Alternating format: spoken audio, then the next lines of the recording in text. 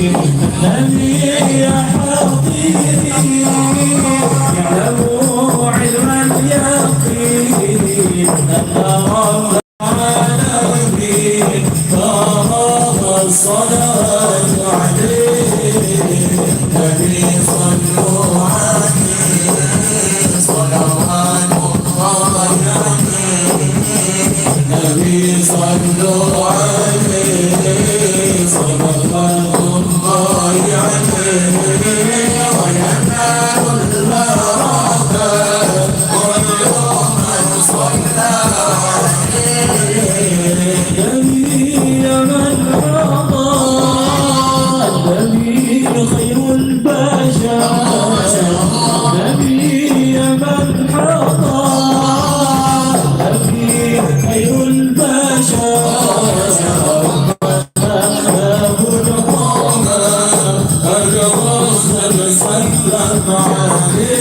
النبي صلوا عليه صلوات الله عليه النبي صلوا عليه صلوات الله عليه وينال البركات كل من صلى عليه النبي لك العرض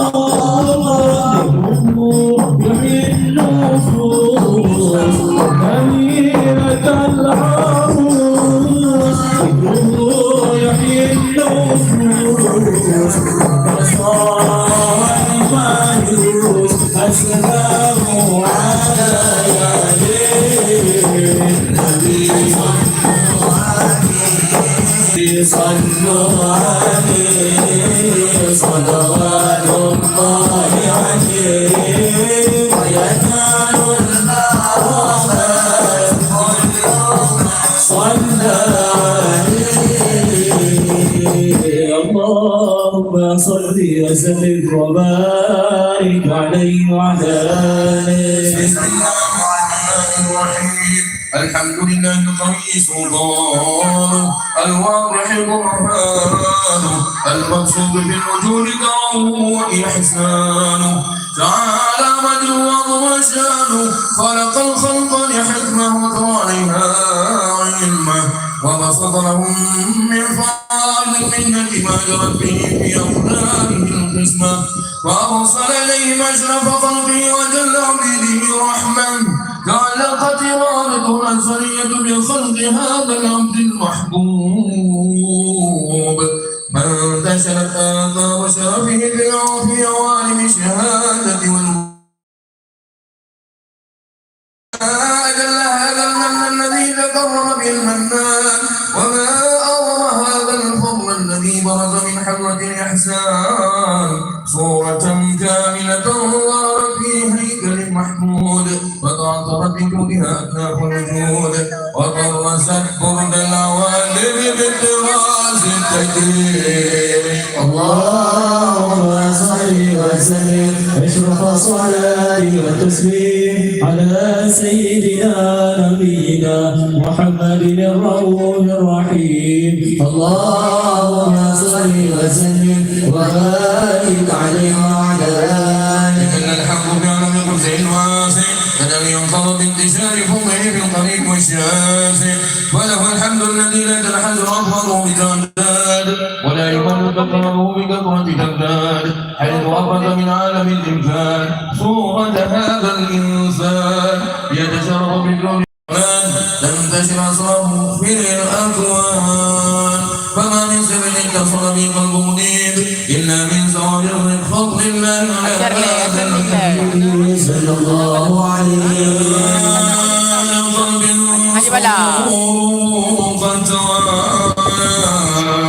بحبيب عم لنا فنورنا جل من شرف الوجود بنور غمر الكون بهجة وجمالا قد ترقى في الحسن على مقام وتناهى في مجده وجالا لا حضر العيون في مجد له بشر كاملا يفيح الضلال وهو بما قدرته رفعة في شؤونه وكمالا سبحان الذي أبرز من حقة الامتنان ما يعجب عن وصف اللسان ويحار بتعطل معانيه الجنان انتشر منه في عالم البطون والظهور ما ملأ الوجود الخلق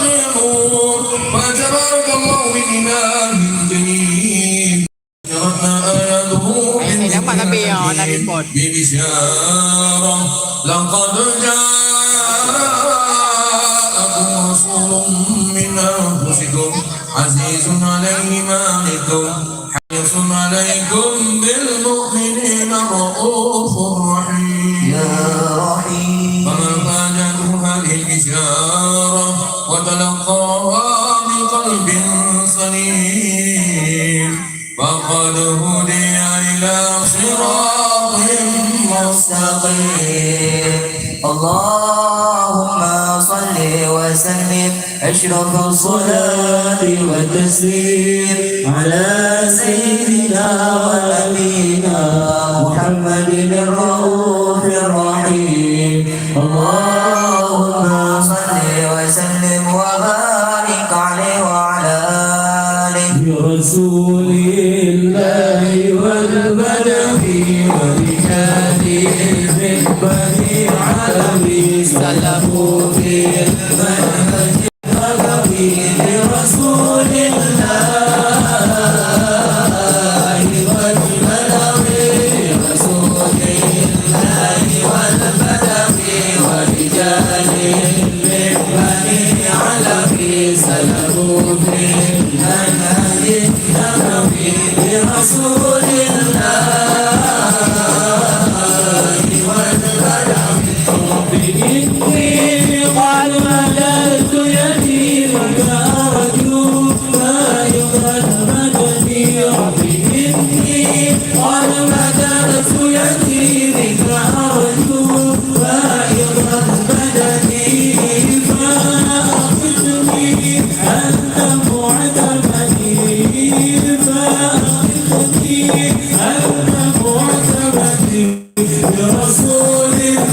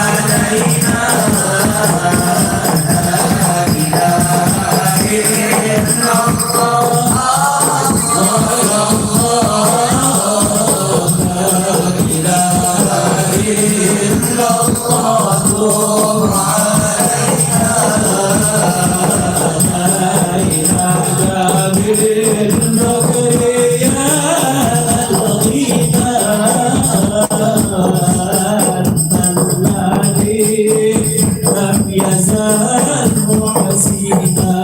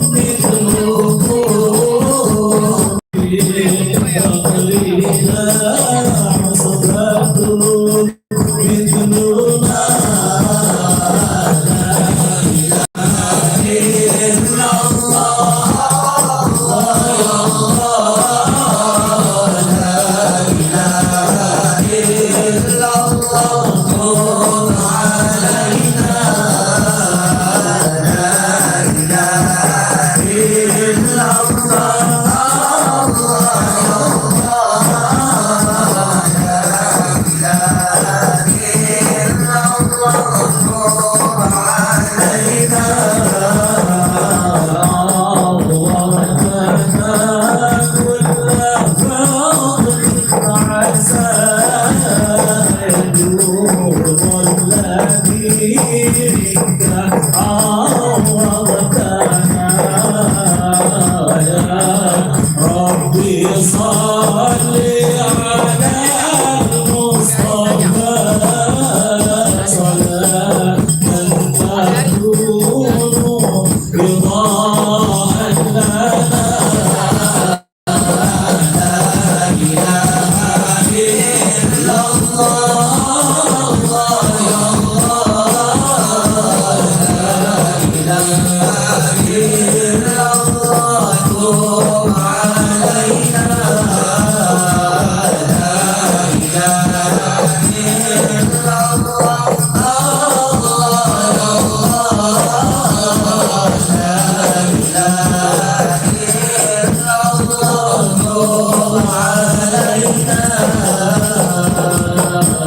اللهم صل وسلم وبارك عليه وعلى آله وأشهد أن لا إله إلا الله وحده لا شريك له شهادة المؤمن اللسان أما تضمنه الجنان من التصديق بها والإيمان تكفر بها بالفضول الإيمان قواعده وتنوح على أهل اليقين سر ذلك الإيمان بتسليم التصديق شواهده وأشهد أن سيدنا محمدا العبد الصادق في قوله وفعله ومبلغا عن الله ما أمره بتبليغه لخلقه من فضله ونفله عبد أرسله الله بالعالمين بشيرا ونذيرا فبلغ الرسالة وأدى الأمانة وهدى الله به من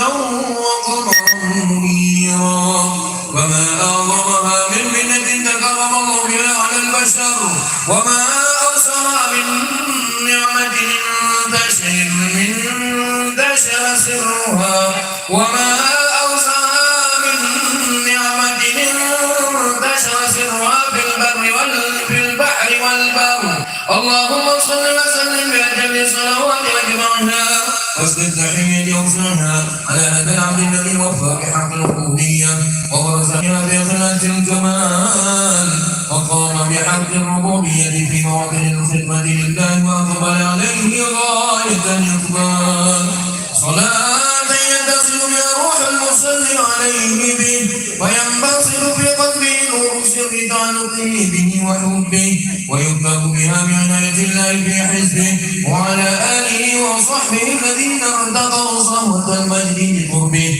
وتغيروا خلال الشام في نصره بوده وحبه ما عطر الأكوان بنشر ذكراهم مسير اللهم صل وسلم أشرف الصلاة والتسليم على سيدنا ونبينا محمد الرؤوف الرحيم اللهم صل وسلم وبارك عليه وعلى آله أما بعد فلما جعل قدرة الله في العلم القديم إنه بأسرار التخصيص للبشر الكريم بالتقديم والتكريم نفذت القدرة الباهرة بالنعمة الواسعة والمنة الغامرة فانفلقت بيضاء التصوير في العالم المطلق الكبير عن جمال مشهود بالعين حاول لوصف الكمال المطلق والحسن التام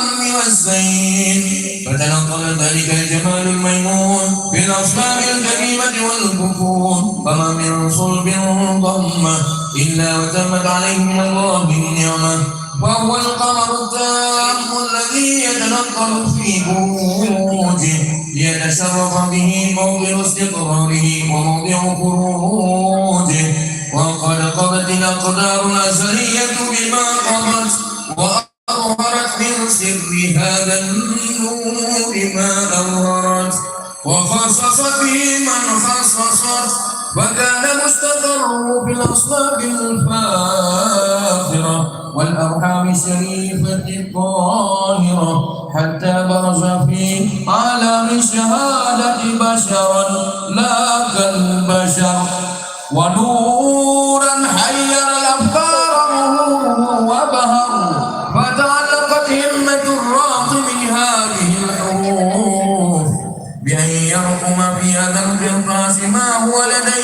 عجائب ذلك النور معروف وإن كانت الأصول تفي بعشر أشهر أوصاف ذلك الموصوف تسويقا للسامعين من خواص المؤمنين وتوضيحا للمتعلقين بهذا النور المبين صلى الله عليه وإنا فعلنا تغرب الأقلام عن شؤون خير الأنام ولكن أسألني إلى تدوين ما حفظته من سير أشراف المخلوقين وما أكرمه الله به في مولده من الفضل الذي عم العالمين صلى الله عليه وبقيت رايته في القوم منشورة على مر الأيام والشهور والسنين داعي التعلق بهذه الحرة الكريمة وداعي التشوق إلى سماع أوصافها العظيمة ولعل الله ينفع به المتكلم والسامع ويدخلان في شفاعة هذا النبي الشافع صلى الله عليه ويتروحان بروح الله النعيم اللهم صل وسلم أشرف الصلاة والتسليم على سيدنا ونبينا محمد الرؤوف الرحيم اللهم صل وسلم وبارك عليه وعلى آله وكان للقلب أن يفض ما حركته في الأنام مما استفاده الفهم من صفات هذا العبد المحبوب الكامل وشمائله التي هي أحسن الشمائل وهنا حاجنا أن نثبت ما بلغ إلينا في شأن هذا الحبيب من أخبار وآثار ليتشرف بكتابه القلم والقلم وتنازها في حدائقه الأسماء والأبصار وقد بلغنا في الحديث المشهورة أن أول شيء خلق الله والنور المولى في هذه الصورة فنور هذا الحبيب أول مخلوق برز في العالم ومنه تفرع الوجود خلقا بعد خلق فيما حدث وما تقادم وقد أخرج عبد الرزاق بسنده عن جابر بن عبد الله الأنصاري رضي الله عنهما قال قلت يا رسول الله بأبي وأمي أخبرني عن أول شيء خلقه الله قبل الأشياء قال يا جابر إن الله خلق قبل الأشياء نور نبيك محمد صلى الله عليه وسلم من نوره وقد ورد من حديث أبي هريرة رضي الله عنه أنه قال قال رسول الله صلى الله عليه وسلم كنت أول النبيين في الخلق وآخرهم في البعث وقد تعددت الروايات بأنه أول الخلق وجودا وأشرفهم مولودا ولما كانت السعادة الأبدية لها ملاحظة خفية اختصت من شاءت من البرية بكمال الخصوصية فاستودعت هذا النور المبين أصلاب وبطون من شرفته من العالمين فتنقل هذا النور من صلب آدم ونوح وإبراهيم حتى أوصلته بالتكريم بأبيه الكريم عبد الله بن عبد المطلب ذي القدر العظيم وأمه التي هي في المخاوف آمنة السيدة الكريمة آمنة فتلقاه صلب عبد الله فألقاه إلى بطنها فضمته أحشاؤها بمعونة الله محافظة على حق هذه الدرة وصونها وحملته برعاية الله كما ورد عنها حملا خفيفا لا تجد له ثقلا ولا تشكو منه ألما ولا عللا صلى الله عليه حتى مر الشهر بعد الشهر من حمله وقرب وقت بروسه إلى عالم السعادة لتنبسط على أهل هذا العالم فيوضات فضله وتنتهي وانتشر فيه آثار مجده السميع. اللهم صل وسلم اشرف الصلاة والتسليم على سيدنا ونبينا محمد الرؤوف الرحيم. اللهم صل وسلم وبارك بارك عليه وعلى آله. يا رسول الله يا نبي يا نبي لك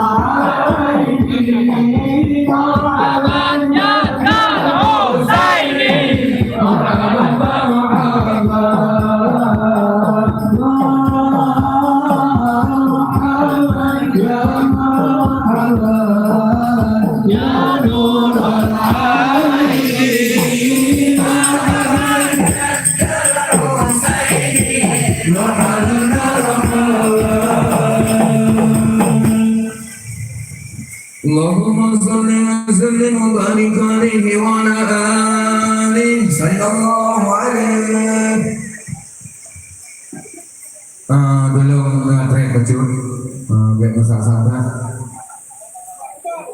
اللهم صل وسلم وبارك عليه وعلى آله ومبارك عليه برة مكرونة والجوهرة المصونة القوم كل وجه ويمسي في سرور وابتهاج بفضل القبور إسراق هذا السراج والعيون متشوقة إلى رؤوسه متشوقة إلى التقاط رؤوسه وكل دابة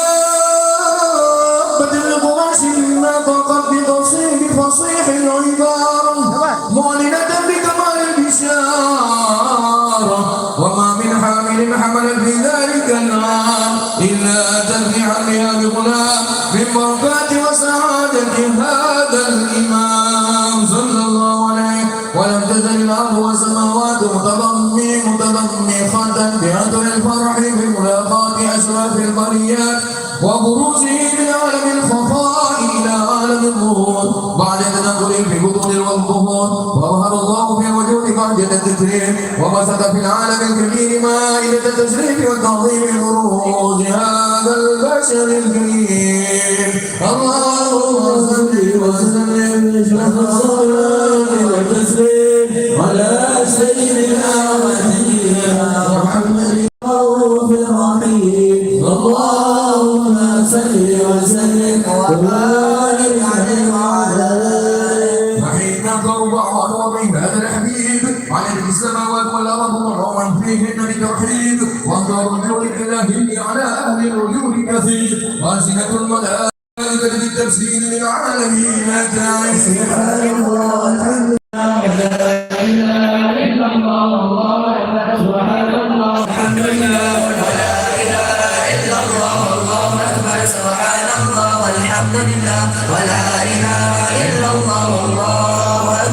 والقدرة كشفت جناح هذا المسدود ليبرز نوره كاملا في عالم الظهور نورا فاق كل نور وأنفذ الحق حكما على من اتم الله عليه النعمة من خاص الأمة أن يحضر عند وضعه أمة تعنيسا لجنابها المصمود ومشاركة لها في هذا السماق الممدود. وحاضرت بتوفيق الله سيدة مريم وسيدة آسيا ومعهما من الحور العين من قسم الله من الشرف بالقسمة الوافية فات الوقت الذي رتب الله على حضوره وجود هذا المولود فانطلق صبح الجمال من النور المحمود وبرز الحامد المحمود مذهلا لله بالتعظيم والسجود. صلى الله على محمد صلى الله عليه وسلم صلى الله على محمد صلى الله عليه وسلم يا نبي سلام عليك يا رسول سلام عليك يا حبيب سلام عليك يا رسول الله صلوات الله عليك يا نبي سلام عليك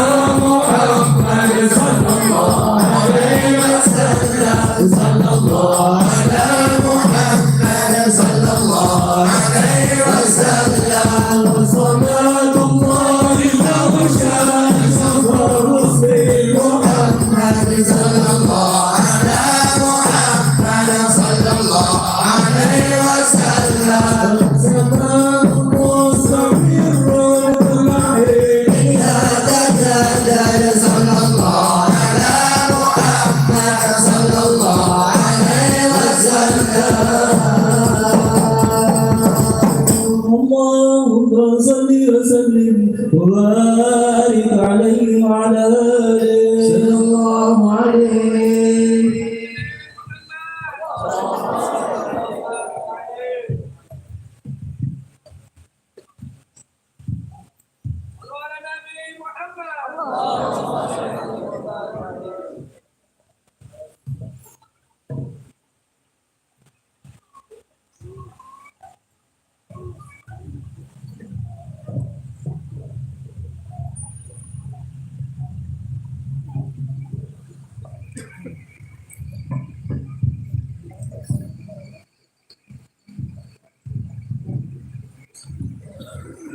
اللهم صل وسلم على سيدنا محمد وعلى آل سيدنا محمد.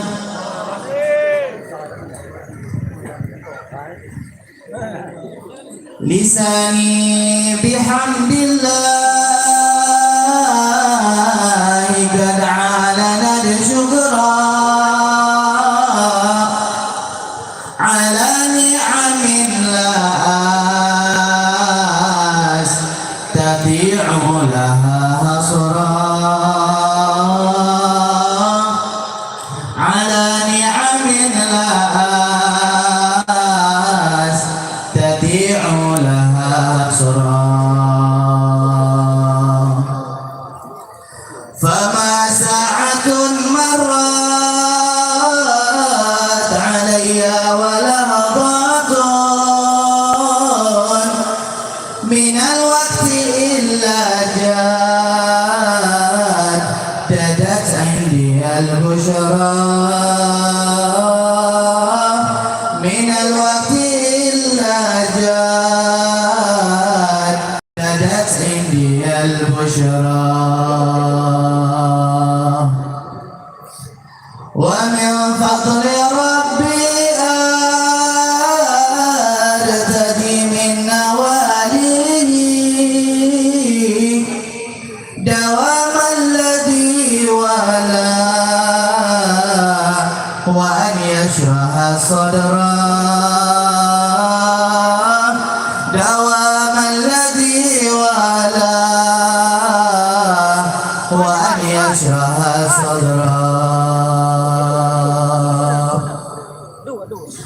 هو الله ربي قد وقفت ببابه أناديه يا من يعلم السر والجهر،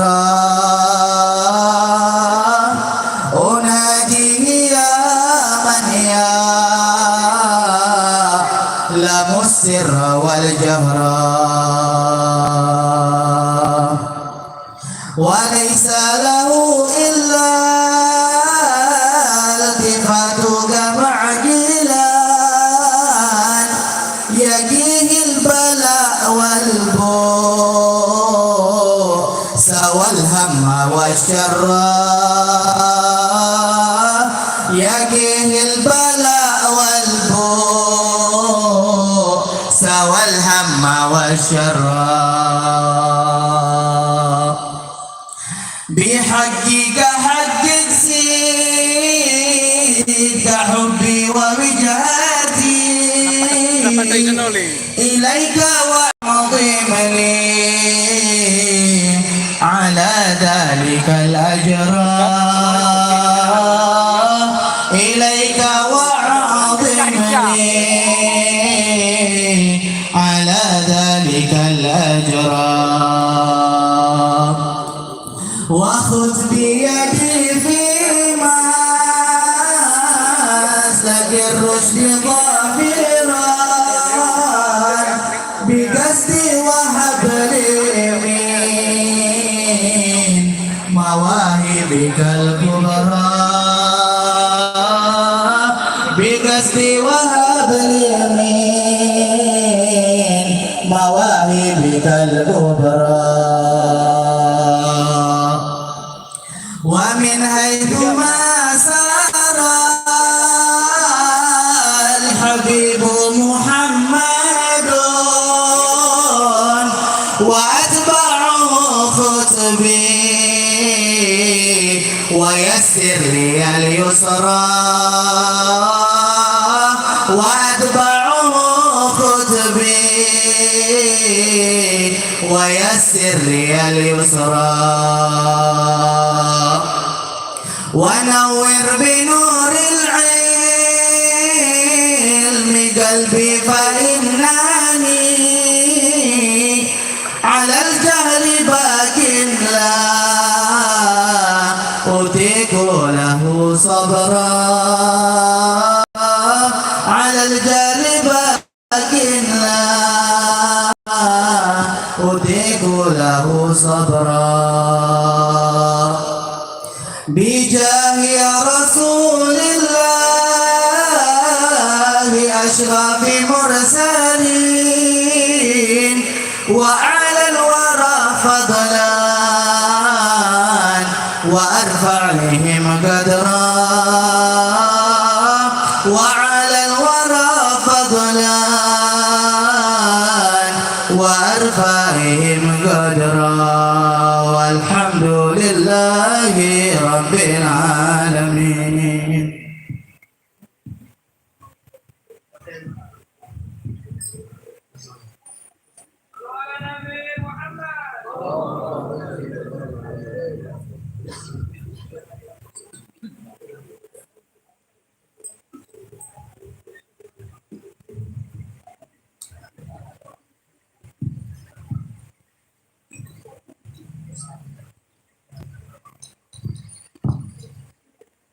Assalamualaikum warahmatullahi wabarakatuh. Bismillahirrahmanirrahim.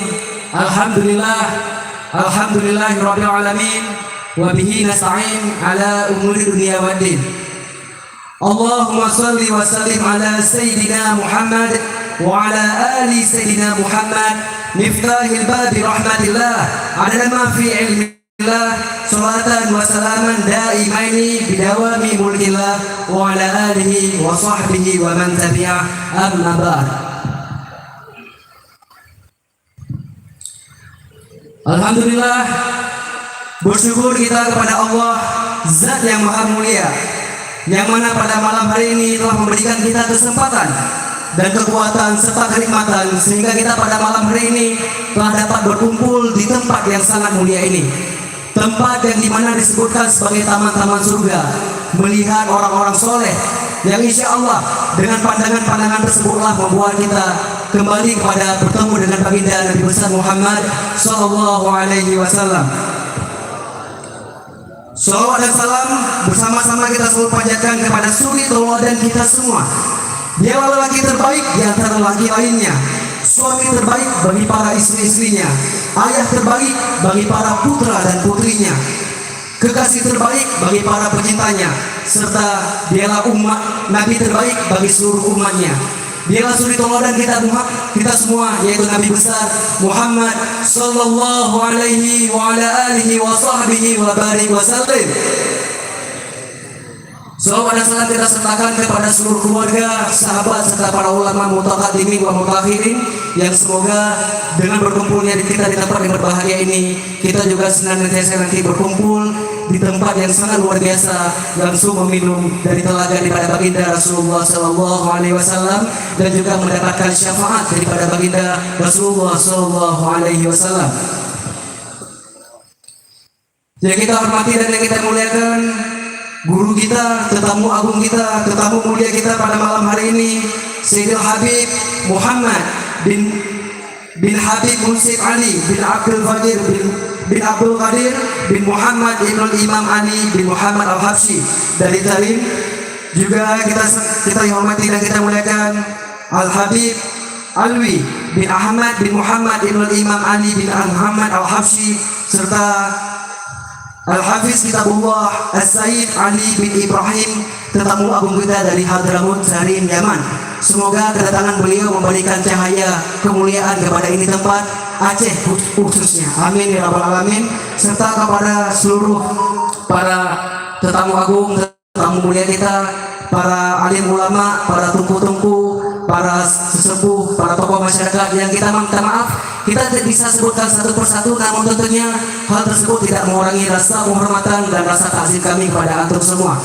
Dan serta yang kita banggakan kepada seluruh tetamu baginda Rasulullah Sallallahu Alaihi Wasallam, tetamu pecinta, para pecinta baginda Rasulullah Sallallahu Alaihi Wasallam, kedatangan antum semua pada malam hari ini memberikan keberkahan, melafazkan daripada Rasulullah Sallallahu Alaihi Wasallam. Kedatangan antum pada hari ini insya Allah akan memberikan keberkahan dan selalu diberikan dikabulkan segala hajat-hajat daripada kita semua. Amin amin ya rabbal alamin. Hadirin tamu undangan, jamaah yang kami muliakan, barusan kita telah mendengarkan pembacaan Maulid Simtuduror kalangan Habib Ali bin Muhammad Al-Habsyi. Semoga dengan pembacaan Maulid Simtuduror dapat mengabulkan semua hajat-hajat kita semua. Amin ya rabbal alamin. Selanjutnya kita mintakan sedikit tausiah dan mau'izah hasanah dari guru kita, dari tetamu kita, sedikit saja 5 menit kepada Abi Zahrul daripada Mudi Mesra untuk dapat memberikan sedikit mau'izah hasanah kepada kita. Kepada Abi Zahrul dari Daya Mudi Mesra, waktu dan tempat kami silakan. Shallu ala Nabi Muhammad.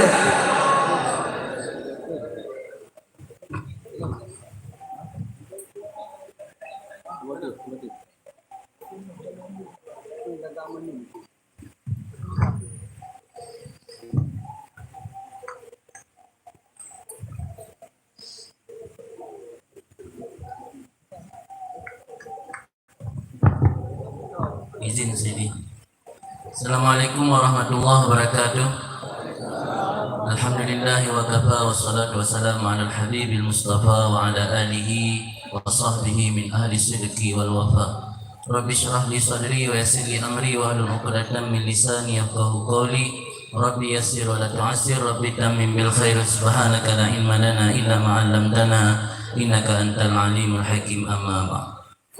Yang saya hormati, yang mulia Sayyidil Habib Muhammad bin Ali bin Abdul Qadir bin Muhammad bin Ali bin Muhammad Al-Habsyi, hafizahullah wa ra'ah, dan juga kepada seluruh rombongan yang menyertai beliau, dan juga kepada Walid sebagai khadimul ma'had di sini, dan pada seluruh tamu-tamu yang mulia.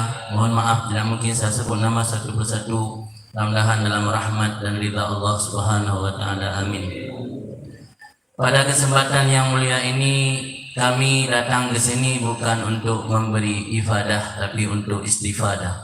Saya mengingat kalam Imam Agung yaitu Abu Hanifah.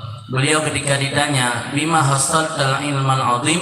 Dengan apa engkau mencapai ilmu yang agung? Apa jawaban daripada Abu Hanifah? Ma bakhiltu bil ifadah wa ma istangkaftu anil istifadah. Aku tidak pernah kikir memberi faedah ilmu, dan aku tidak pernah malas, tidak pernah bosan-bosan mengambil istifadah daripada orang yang lebih berilmu daripada aku. Maka kami datang ke sini sebenarnya bukan untuk memberi kata sambutan, karena ini adalah bagian daripada su'ul adab. Di sini ada tamu kita yang lebih agung, tamu kita yang lebih mulia. Kami datang hanya untuk memohon istifadah, meminta istifadah daripada beliau-beliau, bukan untuk memberi faedah. Kemudian karena sudah diminta, kalau menolak pun rasanya juga kurang adab. Jadi mungkin ada satu dua hal yang ingin kami sampaikan. Kita mengingat Rasulullah pernah bersabda, adibu auladakum ala salasi khisalin, ajarlah anak kalian 3 perkara. Yang pertama, hubbi nabiikum, cinta kepada nabi kalian. Yang kedua, hubbi ahli baitih, cinta kepada ahlul baitnya, yaitu para habaib, para zuriat Rasul. Dan yang ketiga, tilawatil Quran, ajarkan mereka cara membaca Al-Quran. Jadi dalam rangka kita bertamu dan bersilaturahmi pada malam ini adalah ini tak lain dan tak bukan untuk menumbuhkan rasa mahabbah kita kepada ahlul bait, karena ini adalah bagian daripada kewajiban keimanan kita. Dalam surah Asy-Syura Allah berfirman, Qul la as'alukum alaihi ajra illal mawaddata fil qurba. Katakan oleh Muhammad, la as'alukum alaihi ajra. Aku tidak meminta kepada kalian upah. Alaihi dhamirnya marji kepada tabligh risalah. Jadi Rasul tidak meminta upah ketika beliau menyampaikan risalah kepada umat, kecuali satu permintaan beliau, al-mawaddata fil qurba, kecintaan kepada kerabat beliau. Jadi ketika para habaib ini, mereka orang-orang yang istiqamah menjalankan agama dan istiqamah mengikuti sunnah datuk beliau, yaitu baginda Nabi Muhammad SAW, berarti kewajiban kepada umat Islam untuk menghormati habaib karena 2 hak. Pertama karena hakul Islam, yang kedua karena hakul qarabah. Jadi para habaib yang menjalankan sunnah bagindanya, sunnah datuknya, kita memiliki 2 hak memuliakan mereka. Di samping hak Islam, yang kedua karena hak qarabah. Kemudian kita tahu beliau-beliau ini datang dari Hadramaut. Kita mungkin sering membaca kitab Manhajus Sawi yang ditulis oleh Habib Zain bin Ibrahim Asmed. Dalam kitab Manhajus Sawi tersebut dijelaskan bagaimana tarikah Ba'lawi. Said Habib Ahmad bin Zain Al-Habashi, muridnya Imam Haddad, pernah menanyakan kepada Imam Haddad, kaifa tarikatuna, bagaimana tarikah, metode atau pilar kehidupan orang-orang Bani Alawi. Beliau menjawab, ada 5 tarikah Bani Alawi. Yang pertama ilmu, yang kedua amal, yang ketiga khuf, yang ketiga wara', yang keempat khuf, yang kelima ikhlas. Jadi mudah-mudahan kita dengan mengikuti tarikah-tarikah Ba'lawi, dengan mendahulukan ilmu sebagai pilar utama, kemudian dilanjutkan dengan beramal, kemudian dengan ada rasa wara' dalam kehidupan sehari-hari kita, menjauhi hal-hal yang haram, makruh dan syubhat, kemudian rasa khuf kepada Allah, dan diakhiri dengan keikhlasan dalam beraktivitas sehari-hari. InsyaAllah kita akan selamat di dunia dan akhirat. Dan yang terakhir, wujud kecintaan kita kepada baginda Rasul harus dibuktikan dengan mutaba'ah tammah zahirah wa batinah. Jadi kalau cinta kepada Rasul hanya di mulut saja, itu omong kosong. Cinta kepada Rasul samaratul mahabbah al-mutaba'atut tammah zahirah wa batinah. Itu baru cinta yang sebenar-benarnya kepada Rasulullah. Mudah-mudahan bermanfaat. Mohon maaf bila ada kata-kata yang menyinggung perasaan. Hadanallahu wa iyyakum ajma'in. Billahi taufiq wal hidayah. Assalamualaikum warahmatullahi wabarakatuh. Jazakumullah khairul jazaa kepada ucapkan kepada Abi Zahrul. Selanjutnya kita mintakan kesediaan daripada Abi Abdul Rahman Nasai untuk menyampaikan sedikit mau'izah hasanah kepada kita semua, yang insyaallah silakan permintaan dari tetamu kita, dari tuan rumah.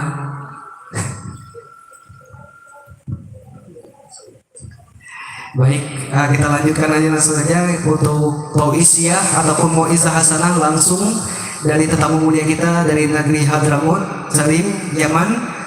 Kita mintakan kesediaan yang pertama kepada Al-Habib Alwi bin Ahmad bin Muhammad Ibnu Imam Ali bin Muhammad Al-Habsyi.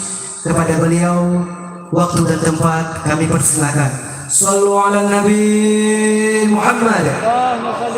Kita mintakan kesediaan untuk Tukul Nazar dari Dayah Tanah Merah untuk menjadi tarjim daripada beliau. Tafadhol.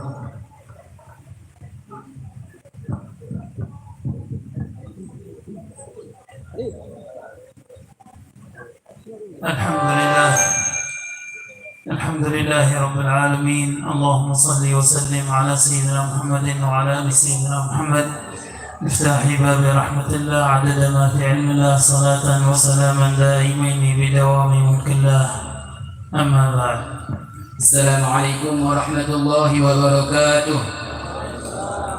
Alhamdulillah wassalatu wassalamu ala Rasulillah Muhammad bin Abdillah wa ala alihi wa sahbihi wa mawalah. Habib Alwi dan tamu kita yang mulia ini, beliau memulai ceramah beliau dengan memuji kepada Allah Subhanahu wa taala dan juga bersalawat kepada baginda Rasulullah sallallahu alaihi wasallam, yang mana baginda Rasulullah adalah pembawa pintu ataupun pintu untuk mendapatkan segala rahmah daripada Allah Subhanahu wa taala, juga salawat kepada al dan sahabat beliau sekalian. في البداية نشكر القائمين على إقامة هذا الحفل والاحتفال والمناسبة والمجلس، وكذلك كل من قام وساهم في استقبال سيدي وشيخي الحبيب محمد بن ابن الحبيب المنصر علي بن عبد القادر بن محمد بن الإمام علي بن محمد الحبشي، نائب نظارة المشيخة الكبرى برباط العلم الشريف بسيئون. Pertama sekali, Habib Alwi mengucapkan terima kasih banyak sekali kepada semua yang telah membantu menyukseskan acara ini. Yang pertama sekali kepada sang punya tempat ini, juga kepada semua yang telah membantu dalam mengadakan acara seperti ini. Begitu juga terima kasih telah menyambut kedatangan kami. Yang pertama guru kami yaitu Habib Muhammad bin Ali bin Abdul Qadir Al-Habsyi dengan datang ke sini. InsyaAllah akan memberi manfaat kepada kita.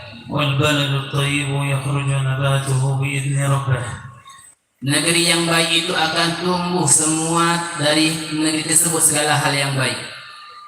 فكل بلد وطئتها أقدام الرجال يعود أثر هؤلاء الرجال على من يأتي من بعدهم جيلا بعد جيل.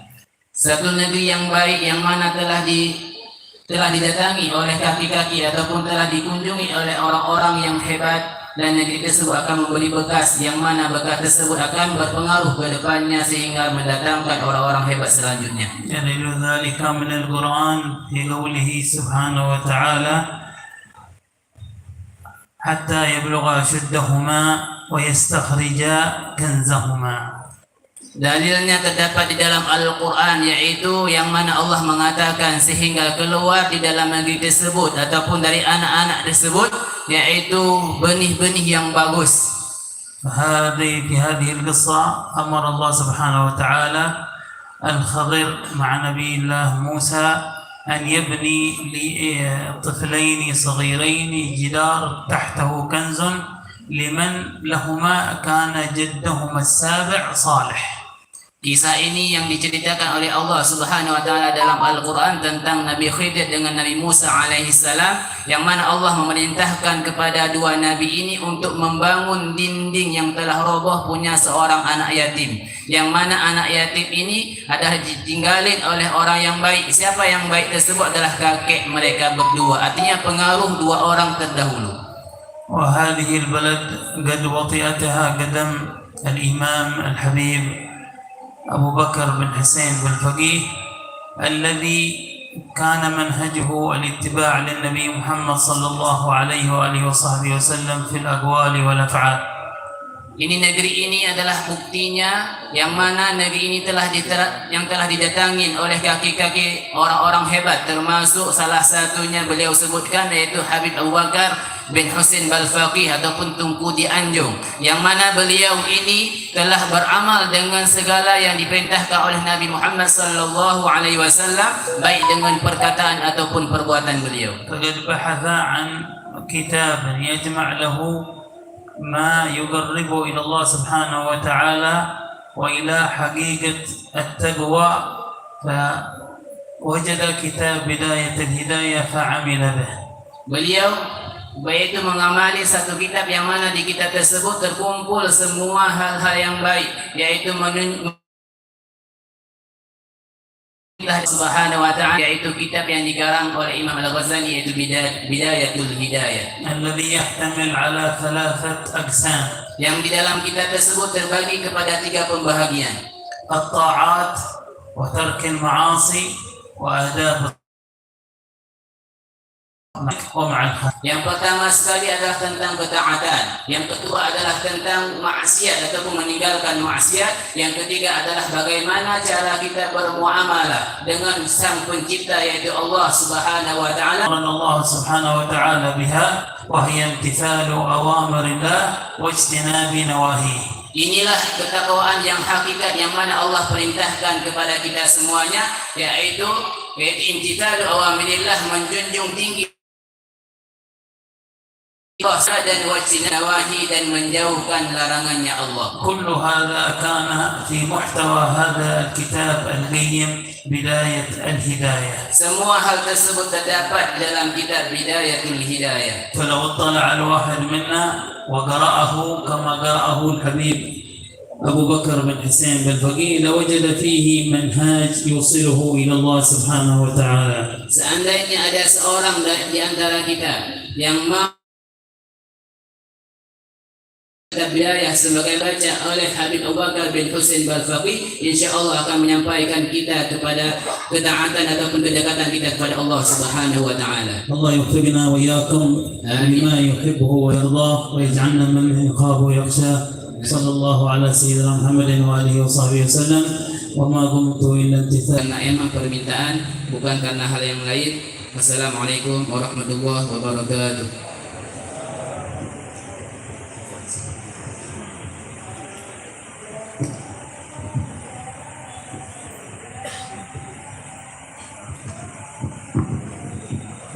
Jazakumullah khairan jaza. Selanjutnya kita mintakan kesediaan daripada untuk menyampaikan sedikit mauizah dan tausiah kepada kita semua kepada As-Sayyid Ali bin Ibrahim Al-Habsyi. Kami persilahkan kesediaan untuk dapat menyampaikan sedikit mauizah hasanah kepada kita semua, dan untuk tarjimnya kita mintakan kesediaan Habib Maulana Al-Habsyi. Tafadhal Habib.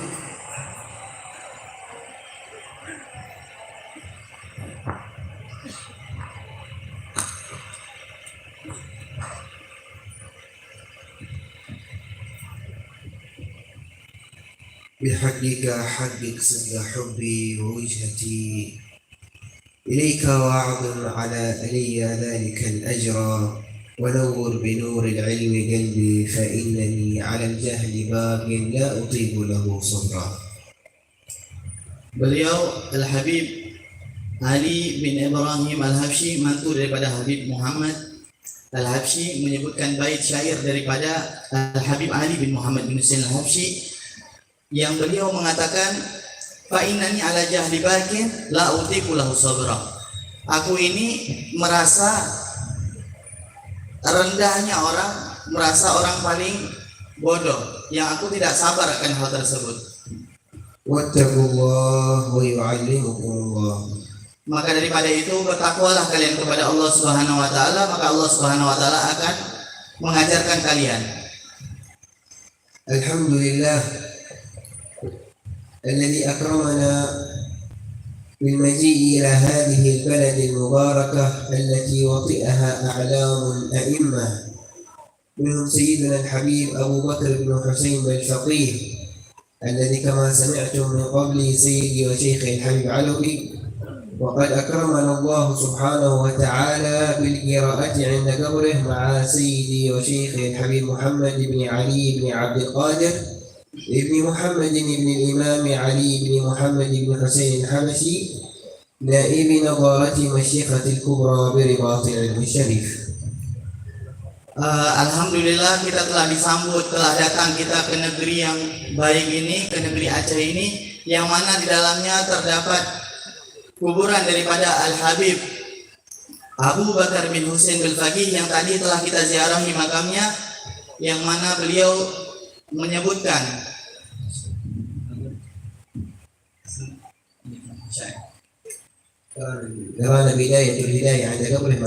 yang telah disebutkan tadi manakibnya daripada Al-Habib Abu Bakar bin Husain Al-Faqih yang mengamalkan kitab Bidayatul Hidayah. وقد تكلم قبله سيدي وشيخي الحبيب علوي السيد بحوي عن العلم، فالعلم والتقوى هما لهما ارتباط قوي، فالعلم ثمرته التقوى. Yang mana tadi telah disebutkan oleh Al-Habib Alawi dan Habib Syamsul Bahri Bahsin, yang mana ilmu tersebut memiliki ikatan yang sangat kuat dengan ketakwaan. Karena ilmu tersebut samarahnya, buahnya akan menghasilkan kepada ketakwaan kepada Allah Subhanahu wa taala. والتقوى هي اجتناب ما نهى الله سبحانه وتعالى وامتثال ما أمر الله به سبحانه وتعالى من الطاعات. Ketakwaan itu adalah takut kepada Allah Subhanahu wa taala dan menjauhi segala larangan-larangan Allah Subhanahu wa taala dan mendekatkan diri kepada ketaatan kepada Allah Subhanahu wa taala. ومما طلب سيدنا الإمام الحبشي من شيخه سيدنا القطب أبي بكر بن عبد الله العطاس 3 وصايا. Yang mana Al-Habib Ali bin Muhammad bin Husain Al-Habsyi meminta kepada gurunya Al-Habib Abu Bakar Al-Attas 3 hal. قال الأولى أن تجعل لك في كل عمل نية صالحة. Yang mana yang pertama Al-Habib Abu Bakar menyebutkan setiap tindak tandukmu apapun yang engkau lakukan awali dengan niat yang baik. في كل مجلس نحضره هل لك نية صالحة في حضوره؟ Yang mana di dalam setiap perkumpulan majelis-majelis hadirkan niat-niat kita yang baik agar kita mendapatkan apa yang kita في inginkan. حضور مجلس قراءة المولد هل لك نية صالحة في استشعار أن الحبيب صلى الله عليه وسلم حاضر؟ Yang mana jika kita meniatkan dengan niat-niat yang baik, insya Allah Nabi SAW kita niatkan juga untuk hadir di tempat yang mulia ini. والوصية الثانية هي أن أوصاه أن يصلي الوتر 11 ركعة بالكيفية التي أخذها عن شيخه سيدنا الحبيب حسن بن صالح البحر. Yang kedua, Al-Habib Abu Bakar menyebutkan kepada Habib Ali Habsyi untuk mengamalkan 11 rakaat daripada sholat witir yang sebagaimana dilakukan dan diambil oleh Habib Hasan bin Saleh Al-Bahar, gurunya. والوصية الثالثة قال له ليس وقتها إن شاء الله بعد حين. فرأى سيدنا الإمام الحبشي بعض الصالحين من العطاس وعرف التقوى فقال العبودية المحضة والاستغناء عن الناس.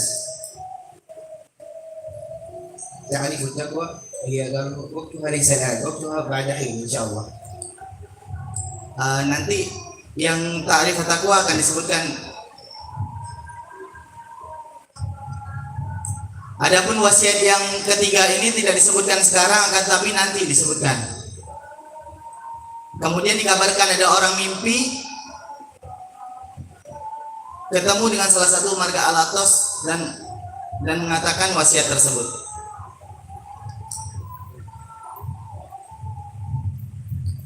فالتقوى هي ثمرة العلم كما قلنا والعلم هو نور يضعه الله في قلب من أراد أن يهديه. Takwa itu adalah samarah, adalah buah ketakutan kita kepada Allah Subhanahu wa taala, yang mana yang Allah Subhanahu wa taala letakkan kepada hati-hati orang yang bersih hatinya. قال أبو إسحاق الإلبيري الغراطي الأندلسي ينصح ابنه في منظومته التائية فيقول yang mana Abu Ishaq menasihati anaknya dengan mengatakan manzumah, nasihat-nasihat pujian syair-syair kepada anaknya. Beliau mengatakan, قال أبا بكر قد دعوتك لو أجبت.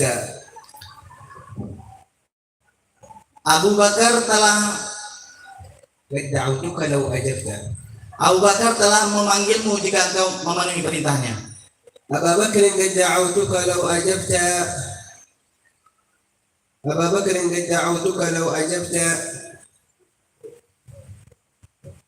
قال ثم قال إلى علم تكون به إماما مطاعا إن نهيت وإن أمرت. Ilmu tersebut dapat menjadikan kita sebagai imam jika kita memenuhi perintah tersebut. قال ثم ويجلو يعني ينظف يصفي ما بعينك من عشاها. Jika engkau bisa untuk membersihkan daripada pandangan-pandangan matamu. والأعشى الذي يرى لكن الرؤية ليست واضحة جدا. الأعشى هو يرى لكن رؤيته ليست واضحة.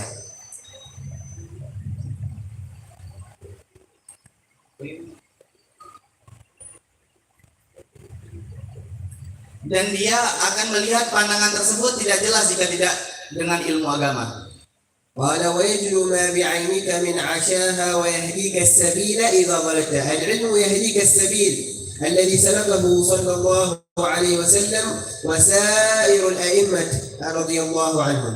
Ilmu itu akan memberikan kita petunjuk sebagaimana Nabi SAW melaluinya dan sebagaimana orang-orang soleh yang telah melalui hal tersebut. ثم قال وكنز لا تخاف عليه الإسقاط خفيف الحمل يوجد حيث كنت. Yang mana itu merupakan kanzun, sebuah rahasia yang tidak diketahui kecuali dengan orang-orang yang telah mempelajarinya. كل شيء نخاف عليه مالك نحرسه نخبئه نحفظه نخزنه إلا العلم فإنك لا تخاف عليه لأن العلم كما يقول شيوخنا العلم هو الذي يوجد حيث كنت ويدخل معك الحمام. Semua hal, segala hal yang kita inginkan kita takuti. Kita ingin semua hal itu kita takuti kecuali dengan kita mendapatkan ilmu. Ilmu tersebut yang akan menjaga kita dari segala hal yang membahayakan kita. ويقول سيدنا الإمام الحبشي عن العلم قال وفي طلب العلم الشريف توجهوا بجد وتشمير وترك لمعتاد. Habib Ali bin Muhammad Al-Habsyi menyebutkan suatu syair, fafil ilmi nurun وفي طلب wa fi talabil ilmi syarif tawajjahu. Dengan mempelajari ilmu yang mulia ini bersemangatlah, bijiddin dengan semangat, wa tashmirin dan terus menerus, wa tarkil mu'tadi dan meninggalkan hal-hal yang tercela. ففي العلم نور للفؤاد وبهجة وميراده للعبد أحسن ميراد. Yang mana ilmu tersebut merupakan fafil ilmi nurun lil fuadi, cahaya bagi hati, dan akan menjadi gambaran ke depannya bagi orang-orang yang mengamalkannya. قال سيدنا الحبيب عبد الله بن حسين بن طاهر العلم خشية كله. Al-Habib Abdullah bin Husain bin Tahir mengatakan al-ilmu khasyah kullu. Ilmu tersebut merupakan ketakwaan, takut kepada Allah Subhanahu wa taala. يعرف بذاك أهله. Yang mana kita akan mengetahui orang-orang yang berilmu dan ketakwaan tersebut. ولهذا وفي هذا المعنى يقول سيدنا ابن عطاء الله السكندري صاحب الحكم العطائية من لم يفدك لحظه أي نظره لا يفدك لفظه. Sebagaimana yang dikatakan oleh Ibnu Athaillah Al-Iskandari, barang siapa yang tidak menjaga pandangannya,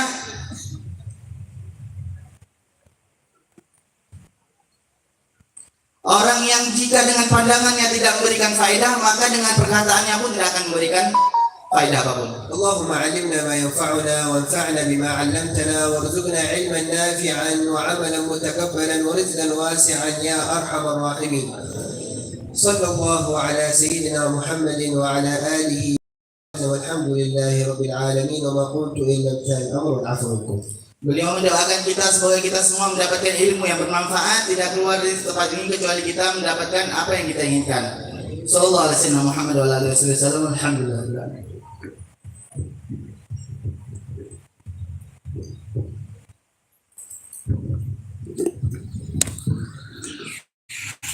Jazakumullah khairan jazaa kepada Habib Ali.